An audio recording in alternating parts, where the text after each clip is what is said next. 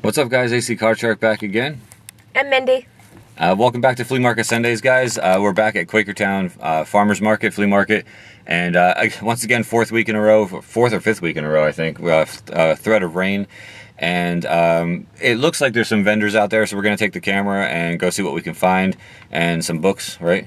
Yep, absolutely. And some video games and all that kind of stuff. So we're just gonna take a walk around, see what's going on, and see what's up for this Labor Day weekend. So I'll take some shots if there's anything worthwhile, and if not, then we'll just kind of cut to the game room. So I'll cut to something next.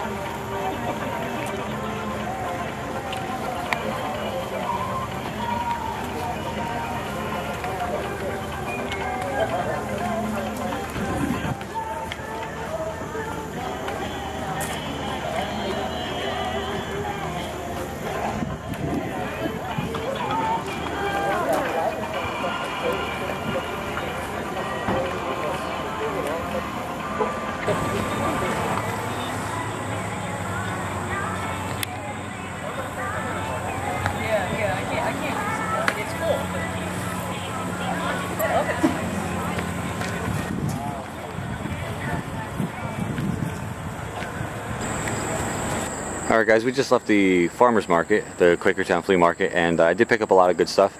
On the way home, there's a really cool spot here in Bethlehem. It's called Lookout Point, I believe. We're on Lookout Drive. And it looks over the entire city, and it's really hazy today, so I apologize for that. It's not too clear, but I wanted to take some video for you while we passed it. But if you take a look, you can see pretty much all of downtown. There's like one of the bridges right there, down over that way, and just a lot of the buildings downtown. It is really hazy today, very humid and very hazy. I'll try maybe another week to come back up here and get one maybe on a clearer day, because it really truly is amazing when it's a clear day, and at nighttime when everything's lit up, it's really cool too. But I just figured it was kind of neat to show you guys. Thought maybe you would enjoy it. See if I can maybe take some close-ups of some buildings. Not really sure. It's kind of hard to see on the viewfinder what you're able to see here, but just a really neat spot in Bethlehem. So just thought I'd share. All right, guys, back in the game room. As you saw, Quakertown actually had a pretty decent crowd there this week. There was a threat of rain, all that kind of stuff, but it ended up being okay. Never rained at all, and there was a lot of good vendors. Normal game guy was not there, so I was kind of a little disappointed. And but walking around, I actually found a bunch of sellers that had some games just randomly around the flea market. So I did pick up a good amount of games. I'm pretty happy with what I got. First place I went to is one of the normal, it's like an antique type store, but they once in a while will have games out. Sure enough, he had one NES game I needed. That game is called Road Blasters. And there's the spine right there, Road Blasters for the NES. I got this for $3. It's cheaper on eBay, but once you figure in shipping and everything else, $3 is a good deal for it. So I figured, okay, that was good. The next booth I came across, he had mainly Xbox, PS2, and Dreamcast, I want to say. And I picked up 4 Dreamcast games. They were $3 a piece or 2 for $5. So I picked up for $10. I picked up 4 Dreamcast games.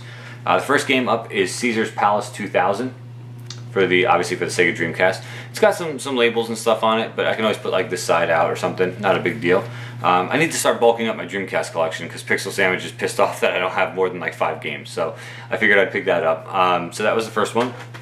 The second one I picked up is called Legacy of Kain Soul Reaver. Again for the Sega Dreamcast.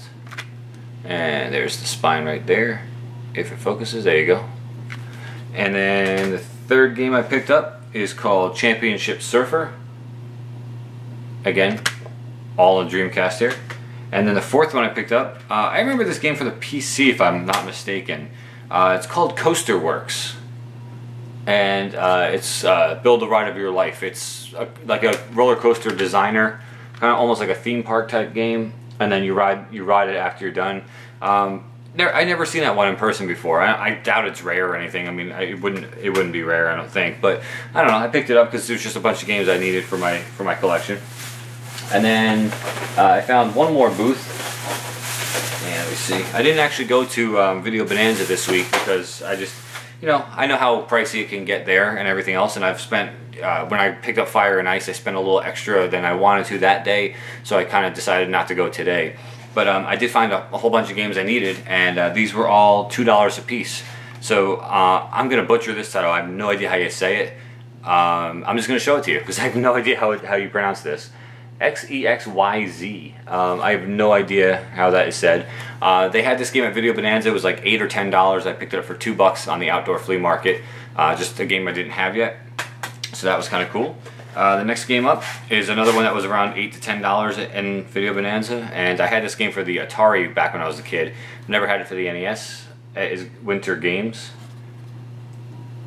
There you go, Winter Games. And that one did come with a black sleeve for $2. The next game up, I'm not sure if I have this or not. I'm pretty sure I don't, but I could be wrong. And if I do, I'll just put it up for trade. I'm trying to see if it's on the floor here, but I don't see it. Wayne Gretzky Hockey. Made by THQ actually, which is a pretty good company. Wayne Gretzky Hockey, again, I'm not sure if I have that, if I do or if I don't. If I do, I'm eventually gonna make a trade video and see what's going on and see if I have it or not. And if I do have it, then I'll put it up in that trade video. Next game up by Konami, same makers as Contra and all that kind of good stuff. That's Life Force. And there you go.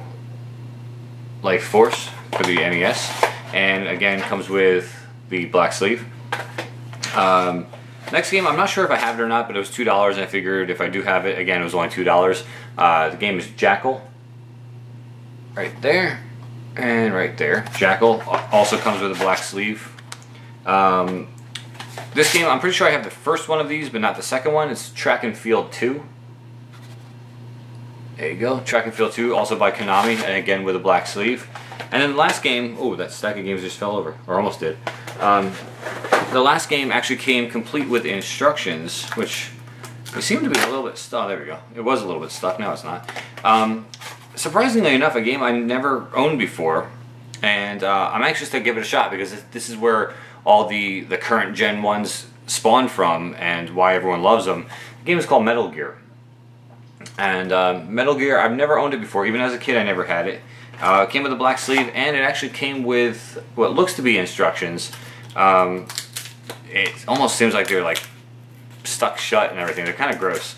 But for $2, I figured just the game alone. Yeah, I can't even open these up.